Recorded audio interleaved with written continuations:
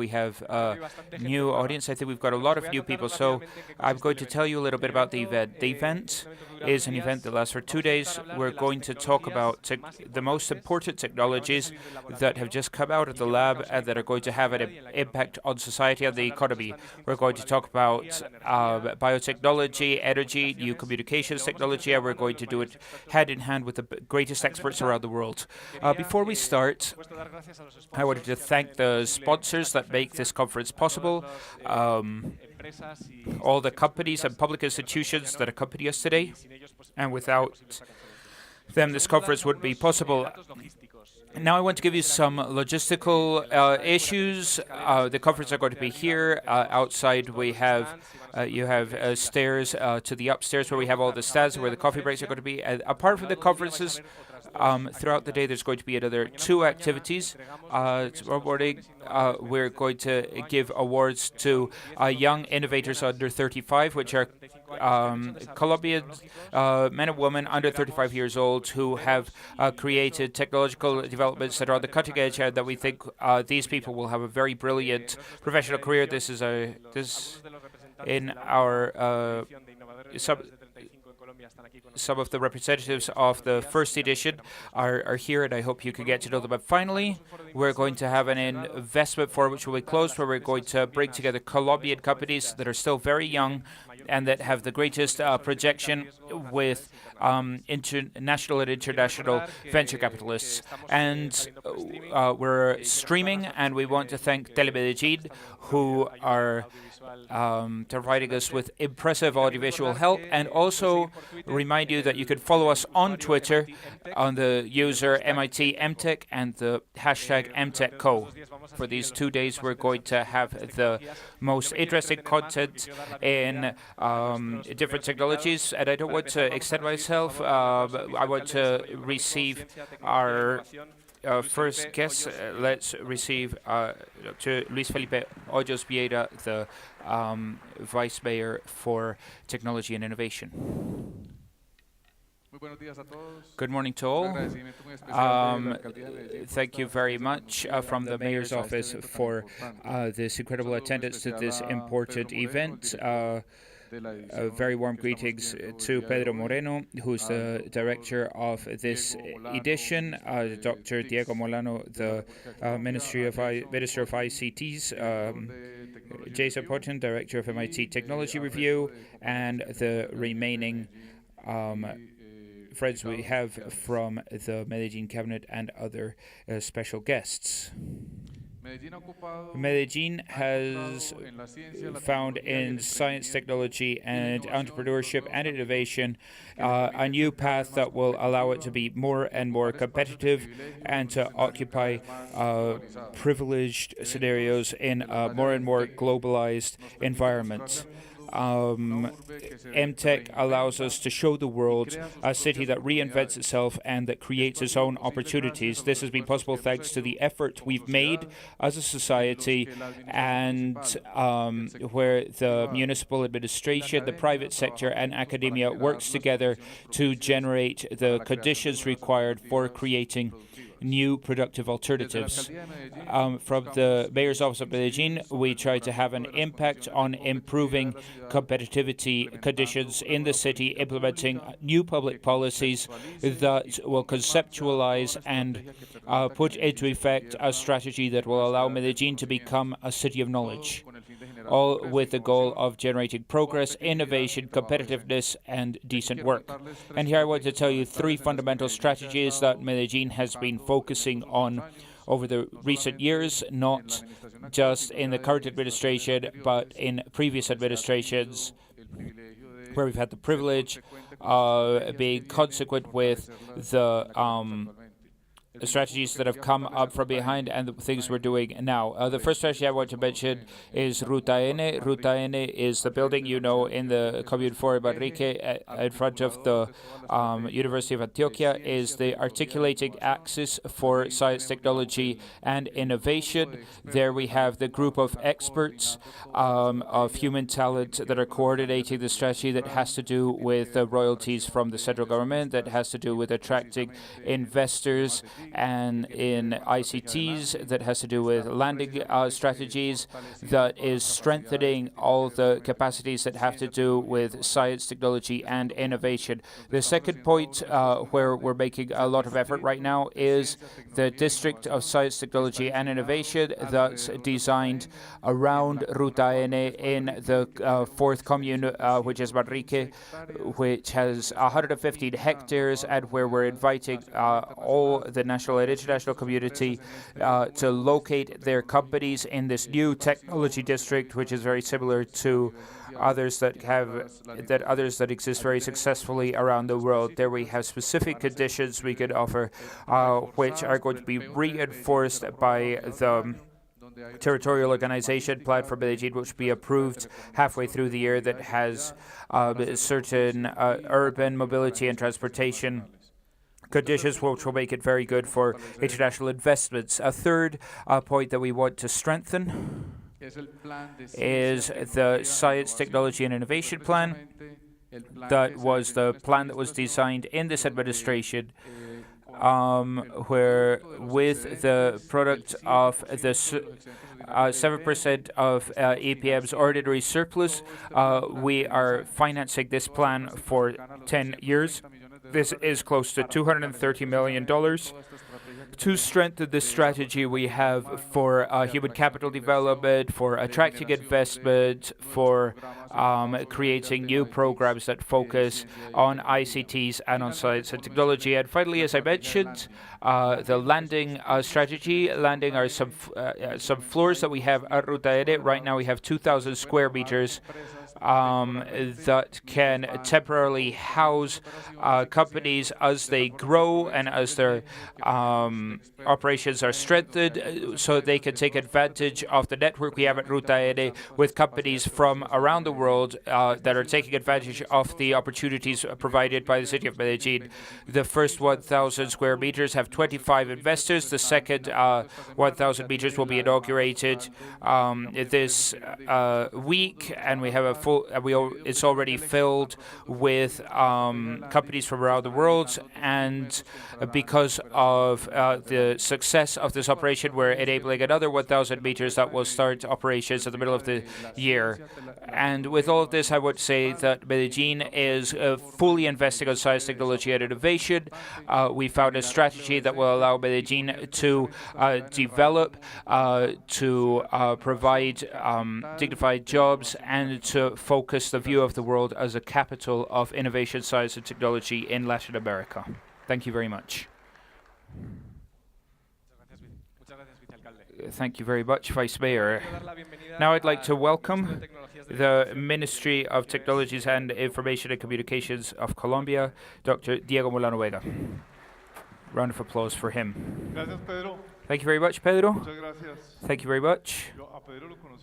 I met Pedro in a very interesting event in Seville a number of years ago, and I met him because Al Gore invited him and I and some other people to be his spokespersons, the multipliers of his environmental strategy. And the truth is, he said, I'll train you for 3 days, I'll pay you for everything, I'll train you so that you can go around the world making these presentations, and then on a website he would count how many presentations we did. And in 3 months, I had already done a number of presentations, but Pedro had done 0 presentations. But, well, thank you very much.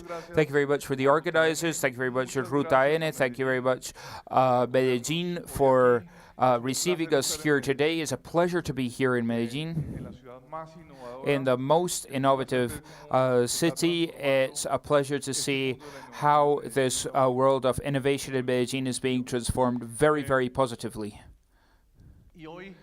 And today we're facing a world that is full of opportunities. And what we're doing, trying to we're trying to give more opportunities for Colombian entrepreneurs, try to give more opportunities for people who want to develop apps. And the first opportunity we see is how internet is growing in Colombia. When we began this government, the middle of 2010, there were 2.2 broadband internet connections, and we said that by August 2014 we want to reach 8.8, and yesterday we received the figures of how we ended 2013 with 8.2 million broadband connections to the internet. So the opportunity is, say, the market is growing. There's more and more people who are connected. There's more and more people with this who have this great tool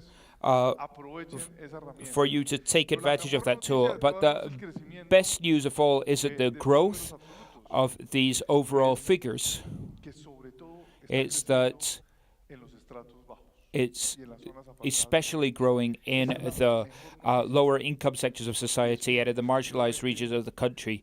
And this is the best news. And internet is becoming a very important tool for people in low-income families to have more opportunities through teleworking, more opportunities for education, and more opportunities for accessing the applications that you are developing for these consumers.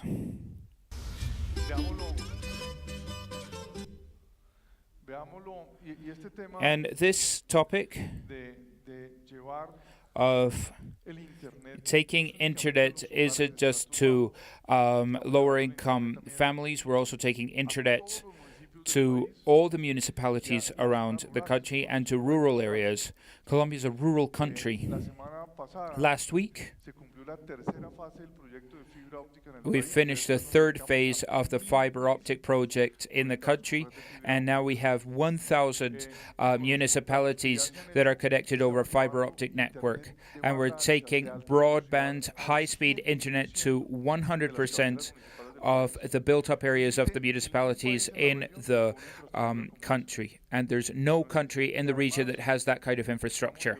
And we're taking internet to the country's rural areas, and I'm going to show you a video of how that's going. So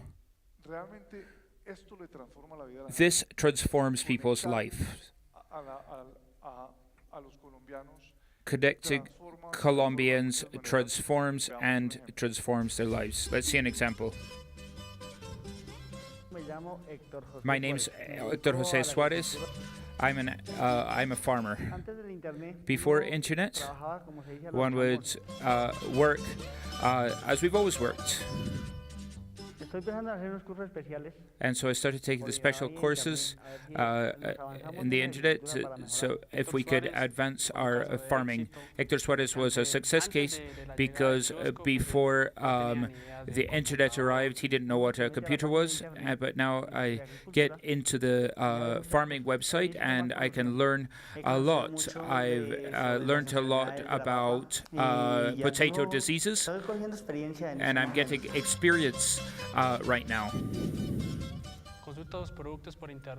Yeah, he consults his products over the internet, and he can bring them to the factory and use them with his crops. I don't have a lot of experience, but now I've acquired a lot of knowledge. I know what pages I need to use.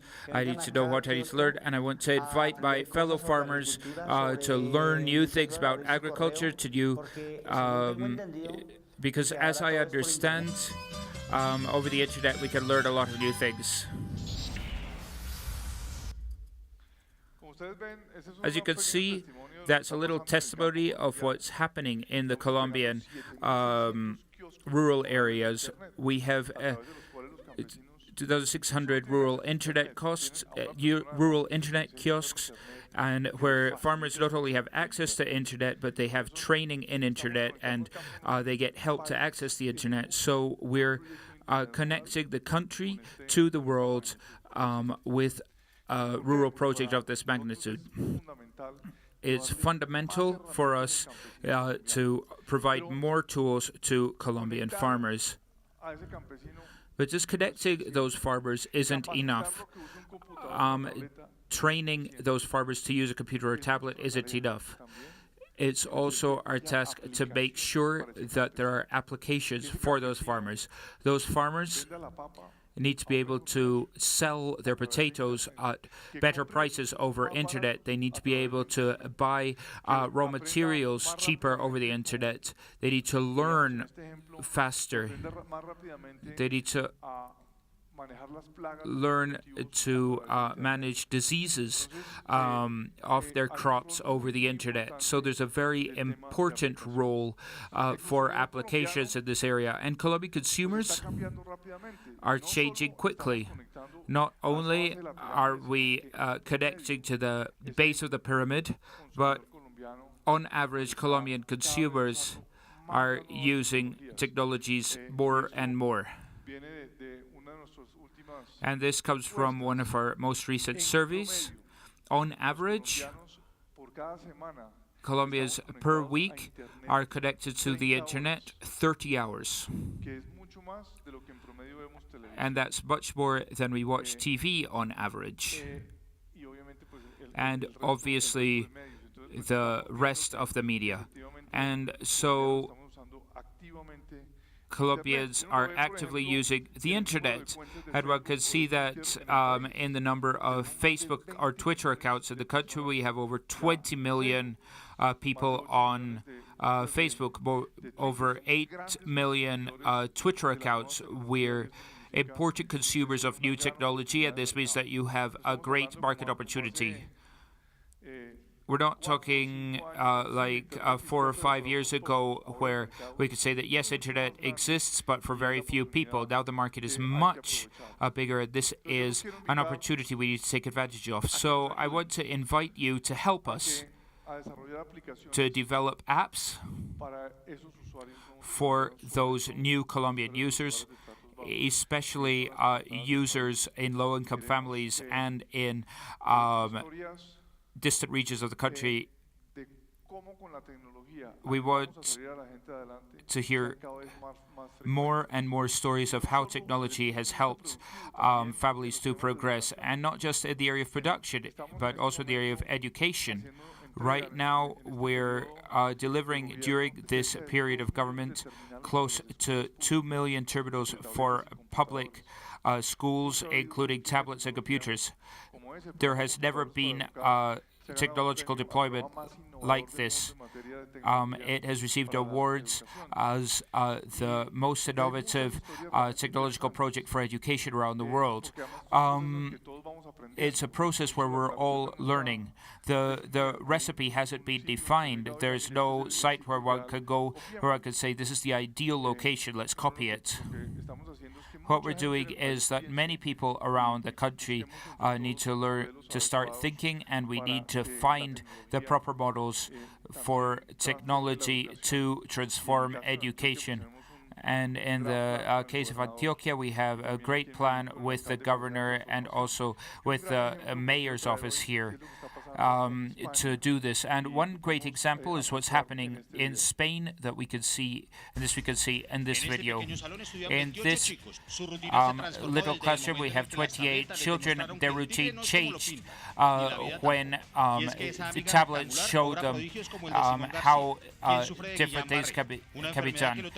This student is suffers from Guillain-Barré, and he used an iPad to find recovery techniques, and he shared it with his mother.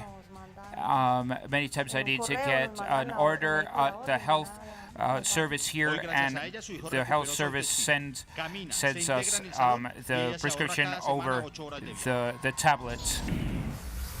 And through this, her son can become integrated into the classroom. España, which is here in Antioquia, every student has a tablet. All the schools are connected.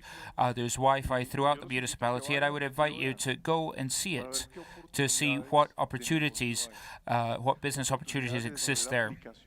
Opportunities for developing apps for all the people in the town of España, that help us to not just solve the issues of people in España or Antioquia or Colombia, but here we have the perfect lab for learning and exporting our apps to the base of the pyramid around the world, which are close to 4 billion people.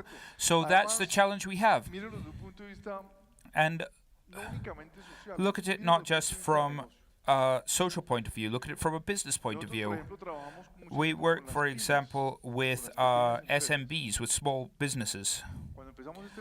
When we started this government halfway through 2010, we found that of all the SMBs around the country, Colombia has over 1 million companies, and most of these are SMBs, and these are the ones that provide jobs. Only 7% of these SMBs were connected to the internet. Only 7%. And why? Because there were no apps for Colombian small and medium businesses. Why? Because internet is still a tool for the rich around the world, not for the poor, including SMBs. Why? Because there are no apps. And 3 years ago, we asked ourselves, so how could we get a small store owner to get on the internet?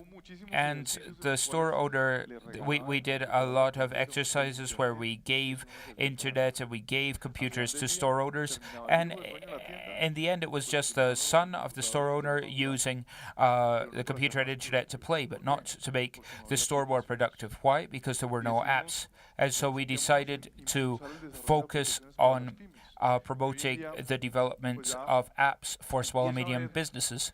And now there are a lot of applications for SMBs that make them more productive. That every time the store owner closes down his shop at night, he has more money. That gets the hardware stores to sell more cement. That gets butchers to be able to sell more meat or sell meat cheaper. And this plan is called Vive Digital, and with this plan, we've gone from 7% SMBs connected to the internet to over 60% of small and medium businesses connected to the internet. And so you can see that there's a very good road. There's a lot of opportunities, but the opportunities to make those small and medium businesses more productive are gigantic. And I want to show you an example of what's happening with those small and medium businesses. How's the business going? It's going very well. We work very hard in the promotion and the advertisement and the service. Wonderfully good. We have an occupation of 50%, and our occupation, 90% of it is by online reservations. We started promoting advertising with international websites. From the first time, I was clear about the fact that I was going to get support from the internet. Before we opened, we already had a website in German, English, Spanish, and French. And well, I think that was a really good thing that we did. We have a lot of advertisement in the internet. All reservations and all of our customers are going to be managed through the internet. 80% of our market is international and 20% is domestic. From the Netherlands, from Sweden, Switzerland, United States, Turkey, Japan, China, we have received, which is wonderful. When we have people say, where are you from? Turkey. Oh, from Turkey. Because it's amazing that people from Turkey are visiting us. And how did you get to us? Well, I saw you on the internet.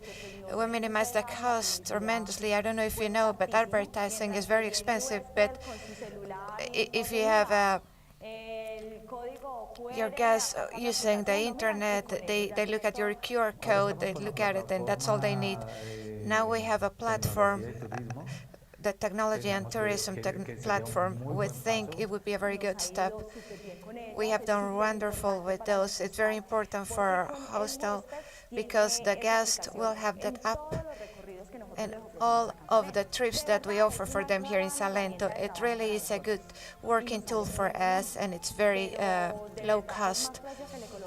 And whatever the cost they apply on the application, it's more than enough for us to cover. For using the internet, you have to have a good service. If you do a good work, your guests will be the ones who will market your product. So at the end of the day, everything will have the same impact, which is sales. And I think that's what we all hope for. As you can see in this testimony, with technology we help the pymes very much. In this case, tourism, but there's a lot of lines. We're working with ProPaís, which is the institution, the mixed institution of public and private capital, which promotes the development of these companies. So there are more applications for these companies. I want to invite you to explore these options of the Colombian market, to take advantage of the fact that Colombia is connected massively, that we learn to develop apps for the BOP in Colombia, because if we learn to do it here, we will have the opportunity to sell to the BOP globally. And also because we believe it's a good business and the social impact is huge, because Internet is the best tool to help Colombians, poor Colombians, to get out of poverty, and it's also a good tool to generate employment. Thank you very much.